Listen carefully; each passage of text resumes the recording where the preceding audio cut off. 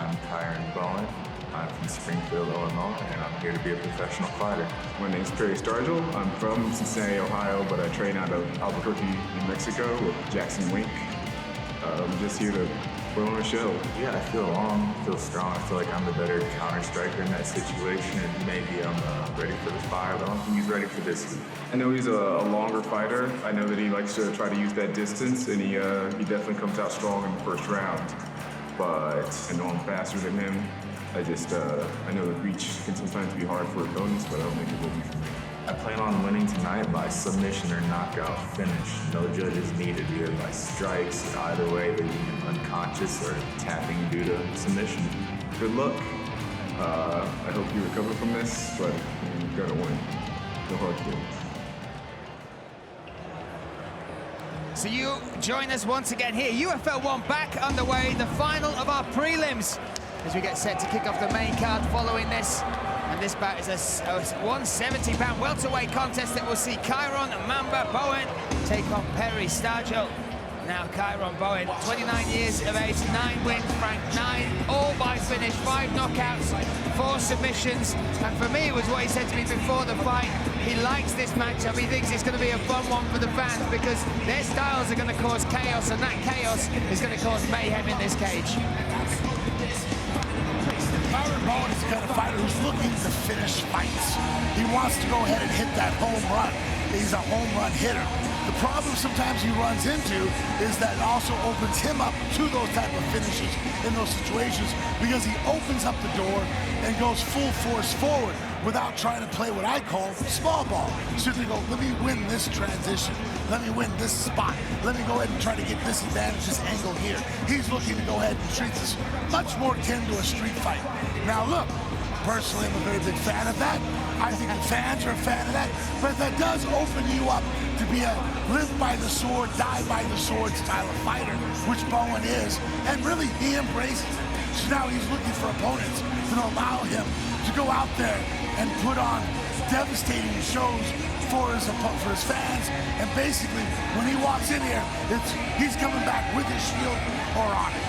Yeah, you speak very wisely there because 9 of his wins are by finish, all of them. 7 of his 8 losses are also by finish. 1 fighter inside the cage. Now let's welcome his opponent.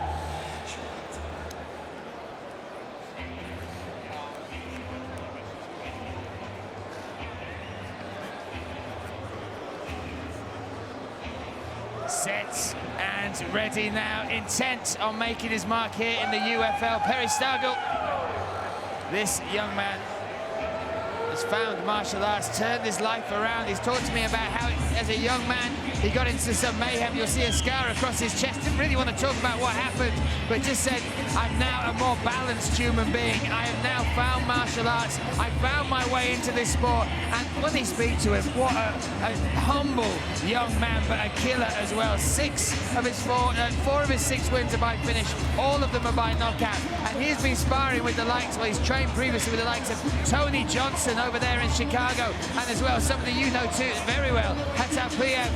And those were hard rounds. The ones that I watched were hard rounds. So this guy, one of the things he said about fighting Bowen is, I've definitely sparred and trained with tougher fighters than my opponent tonight. Look, a lot of guys do mixed martial arts, fight in this world, because you're like a rock star nowadays. You get money, you get fame, recognition, all the accolades go along with it. I like guys like Perry because it's the reason why I got into martial arts, the reason why I stayed in martial arts, and the reason why I preach martial arts to my children and anybody else who'll sit down and listen to me. It changes your life. It's a way of life, a way of thinking, how you approach your problems. It's much more than kicks and punches and jokes, winning and losing. It's a whole thought process. It really is a religion. And Peter Stargel is showing that he's a living embodiment of that. Somebody who's used it to turn his life around for not only success in the cage, but the success he has outside the cage. Both inside the cage now, set and ready. Let's get this underway. Let's hand it to Cyrus Fees. And now, ladies and gentlemen, your next bout, 3 5-minute rounds in the welterweight division. Introducing first the fighter on my left, fighting out of the blue corner. Standing 6'3" tall. He weighing in at 168.9 pounds. His record, 9 wins, wins and 8 defeats. Fighting out of Little Rock, Arkansas, Kyron Bowen.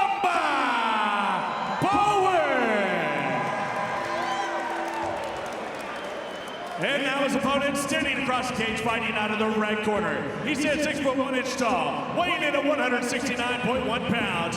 His record 6 wins and 4 defeats. Fighting out of Cincinnati, Ohio, Perry Stargel. Set and ready. We are now. The action begins. Raul Parata.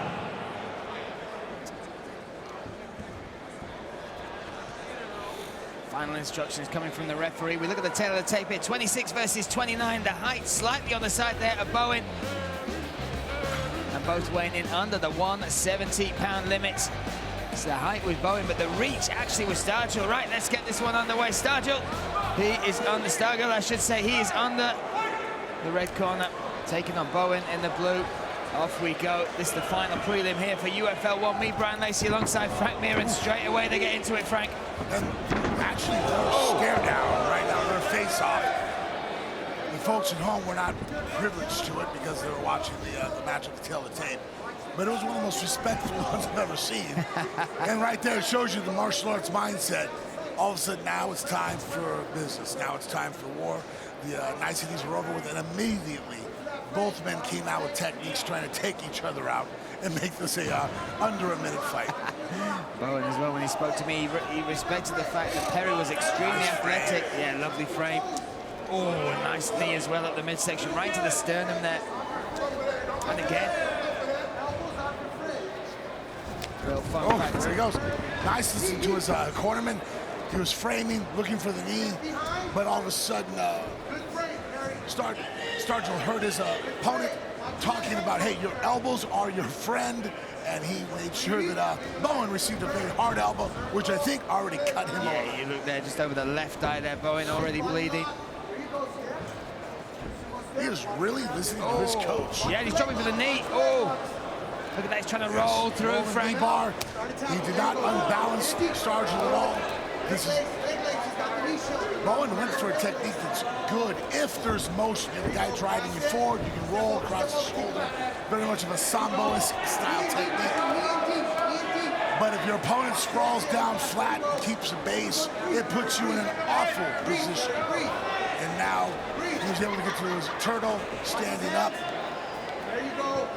But taking a lot of punishment because of that attempt at that rolling knee bar. Perry looking extremely good. And this is the first camp he has had under Jackson Wink. He has now gone out to Albuquerque. He's training over there with that team. And he said, look, the men on the mats that I am sparring with day in, day out, they're the toughest fights I've ever had. Not forget the ones in the cage. The ones on the mats in training, that's tougher than anything I've faced in the cage. Yeah, that is really, you know, it's strange. It really is a double-edged sword. Sometimes I see guys, they come in. Oh, he's wobbled. He's still wobbling. Oh, Perry looking for the finish. Smart to take a shot, eliminate, get out of that strike zone. Great 2-on-1 for Bowen. But Stargel was able to, very intelligently, take what was given to him. He threw a great high kick, threw the straight left, decided to go ahead and snap, turn the corner, took his back, and now has a body triangle, which I guarantee will be there. If this round doesn't end with a win for him, he will end the round with the body triangle in place. So basically, wins the round. He's got 4 wins by knockout, none by submission. And he's got his first! That's it! Perry Stargel comes to UFL, steps in the cage and claims his first win by submission. What a finish! Oh! That was very beautiful. What a celebration there, Frank. Again, look at the respect these two are showing each other as martial artists. Now the fight's over with. It's back just to being brothers. But what a finish, Frank. Wow, You talked about the body triangle, and the elbow caused problems to start with. Then, when it went down to the mat, set up the body triangle. You talk about fighters evolving. That move to Jackson Wink, we saw a different look in this game. The composure on the back, setting it up and finally getting that choke and the tap to get his first win by submission. Absolutely. A lot of guys here would have taken there. Beautiful left hand. Crushes. High head kick. Throws a straight left. He's got Bowen hurt, instead of continuing to try to keep it on his feet, which he very well could have, he could have sprawled, backed away, and stood up. He turned the corner, took his back, took a body triangle, and then was able to get the finish through submission by the rear naked choke. So there we have it. Let's make it official. Let's hand it to the man with the mic, Mr. Cyrus Feast. Ladies and gentlemen, referee Raul Parata stops his fight at 3 minutes and 3 seconds of round number 1. Your winner by tap out to the rear naked choke, Perry Stargel!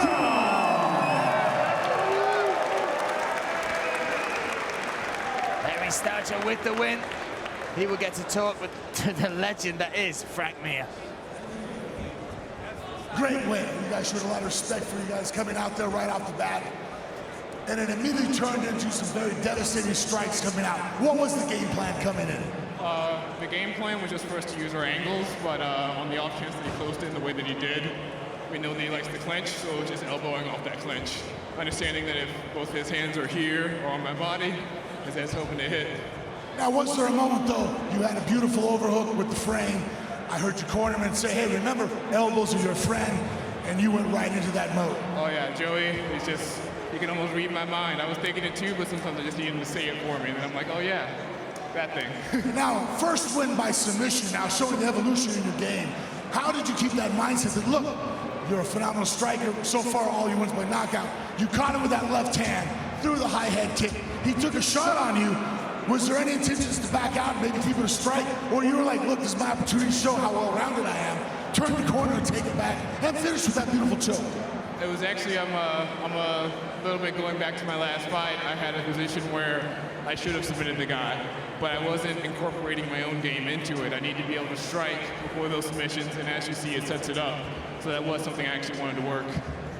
Very beautiful display of skill tonight, showing your evolution, now working wings. What's next for you? What are you looking for here? I don't know if it's all like set up already, but I'd love to get you guys this welterweight tournament. We'll talk about it. Sounds like an opportunity. Talk to Harrison Rogers. Your winner, Bout Stargel! Perry Stargel, an outstanding performance, and this is how he did it. Top control here. Really strong stuff, nice elbow. He talked about that. If his hands are up there, the elbow is open, followed it up with a head kick, and now all pressure to set up this, his first win by submission. The body lock, the rear naked choke, the tap, and then gets his hand raised in the UFL cage.